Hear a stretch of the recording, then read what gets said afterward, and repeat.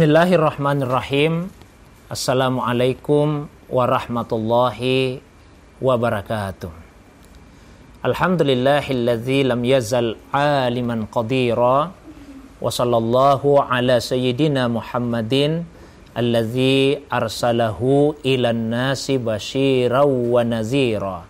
Wa ala ali Muhammadin wa sahbihi wa sallama tasliman katsira. Amma ba'du.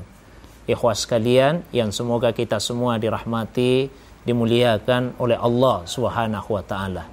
Alhamdulillah, segala puji tentunya hanyalah milik Allah Subhanahu wa taala semata-mata. Salawat dan begitu pula salam semoga senantiasa Allah curahkan kepada kekasih kita Rasulullah Muhammad sallallahu alaihi wasallam.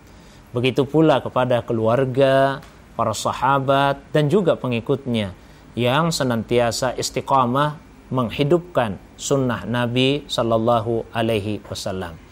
Insyaallah pada lanjutan kajian Al-Ahadits As-Sultaniyah, hadis-hadis tentang kekuasaan. Pada kesempatan kali ini yaitu sebuah hadis yang diriwayatkan oleh Imam Al-Bukhari, Imam Muslim dan Imam At-Tirmizi dalam kitab hadis mereka masing-masing dari salah seorang sahabat Nabi SAW yaitu Abdullah ibnu Umar. An Abdullah ibn Umar radhiyallahu anhuma qala Rasulullah sallallahu alaihi wasallam kullukum ra'in wa kullukum mas'ulun an ra'iyatihi.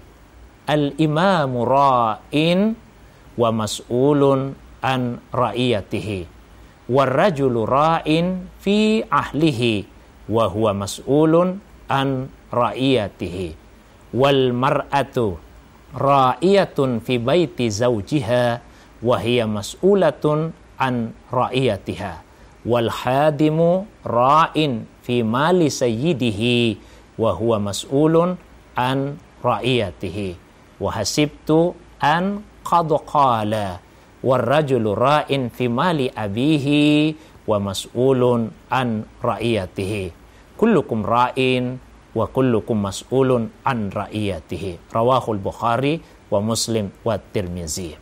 Yang artinya dari Abdullah ibnu Umar, semoga Allah Subhanahu wa taala meridai keduanya. Ia berkata, Rasulullah sallallahu alaihi wasallam pernah bersabda, kalian semua adalah penggembala, adalah pemimpin. Seorang imam adalah pemimpin dan dia bertanggung jawab terhadap kepemimpinannya. Seorang laki-laki adalah pemimpin dalam keluarganya dan dia bertanggung jawab terhadap kepemimpinannya. Seorang istri adalah penanggung jawab di rumah suaminya dan dia akan dimintai pertanggungjawaban terhadap tugasnya. Seorang pelayan akan dimintai pertanggungjawaban terhadap harta majikannya. Lalu Ibnu Umar berkata, saya menduga bahwa Rasulullah SAW juga menyatakan bahwa seorang anak bertanggung jawab terhadap harta orang tuanya. Kalian semua adalah pemimpin dan setiap pemimpin akan dimintai pertanggungjawaban terhadap kepemimpinannya. Hadis riwayat Bukhari, Muslim dan At-Tirmizi. Dari hadis ini ada beberapa pembelajaran yang bisa kita petik. Yang pertama sekali, kepemimpinan di dalam agama kita adalah satu tanggung jawab. Karena dia adalah tanggung jawab mesti dilakukan dengan cara yang sebaik-baiknya. Di dalam bahasa Arab, pemimpin itu disebut dengan ra'in dan yang dipimpin dinamakan dengan ra'iyah. Dari kata inilah kemudian diserap ke dalam bahasa Indonesia dan disebut dengan rakyat. Yang secara harfiah sebetulnya maknanya adalah gembalaan. Seorang pemimpin diumpamakan dengan seorang penggembala dan yang dipimpin diibaratkan dengan gembalaannya. Itu artinya pemimpin mesti mengayomi, mesti melayani rakyatnya dengan cara yang sebaik-baiknya. Kemudian yang terpenting dari hadis ini juga bahwa setiap manusia itu ternyata adalah pemimpin. Meskipun skala kepemimpinannya berbeda-beda. Ada yang memimpin dalam skala yang sangat luas, seperti memimpin satu negara. Ada yang memimpin dalam skala yang terbatas, seperti misalnya memimpin satu institusi, memimpin satu instansi, kantor, dan sebagainya. Ada juga yang memimpin dalam lingkup yang lebih kecil lagi, dalam keluarga. Tapi paling tidak, setiap orang adalah pemimpin bagi dirinya sendiri. Nah, yang ketiga dalam hadis tadi, ada 3 skala kepemimpinan yang bisa kita tarik paling tidak. Yang pertama yaitu pemimpin bagi diri sendiri. Dan yang kedua, tanggung jawab kepemimpinan dalam keluarga. Dan yang ketiga, yaitu tanggung jawab kepemimpinan dalam kehidupan bermasyarakat. Mari kita memimpin diri kita dengan cara mengendalikan, menundukkan keinginan-keinginan yang ada di dalam hati. Tidak semua yang kita inginkan sesuai dengan keinginannya Allah. Maka sesuaikanlah keinginan kita dengan keinginan Allah Subhanahu wa ta'ala. Tidak semua yang kita inginkan bisa kita wujudkan dalam kenyataan. Karena yang akan terwujud hanyalah kehendak Allah Subhanahu wa ta'ala. Jika hakikat ini dipahami dengan baik oleh setiap orang, apalagi oleh para pemimpin, maka dia tidak akan kecewa ketika yang dia inginkan tidak terwujud. Dan dia juga tidak akan jumawa, tidak akan berbesar hati ketika dia bisa memperoleh apa yang dia inginkan. Karena sejak awal dia sadar betul yang terwujud bukan keinginannya, tapi yang akan terwujud adalah kehendak dari Allah Subhanahu wa ta'ala.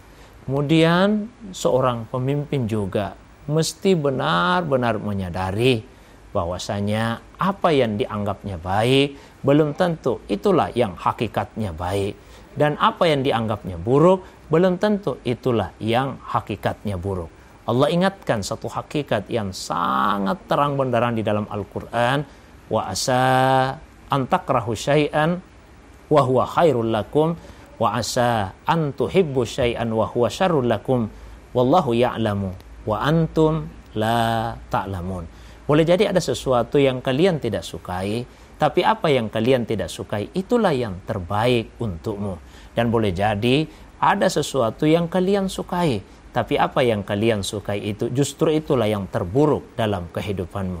Allah yang lebih mengetahui, sementara kalian tidak mengetahui apa-apa. Maka pada akhirnya saya ingin mengingatkan kepada diri saya, terutama kepada saudara-saudara yang diberikan amanah kekuasaan dan kepemimpinan oleh Allah Subhanahu wa ta'ala. Gunakanlah amanah kekuasaan itu untuk mendatangkan kebaikan kepada rakyat yang dipimpin. Jika ada yang para penguasa inginkan dan ternyata belum terwujud, jangan mudah marah, jangan mudah menyalahkan rakyat. Dan jika apa yang diinginkan oleh para penguasa bisa diwujudkan, janganlah berbesar hati, sebaliknya bersyukurlah kepada Allah Subhanahu wa ta'ala. Dan salah satu bentuk kesyukuran itu adalah dengan membawa rakyat ke jalan yang lebih diridhai oleh Allah Subhanahu wa ta'ala. Demikian, semoga ada manfaatnya. Assalamualaikum warahmatullahi wabarakatuh.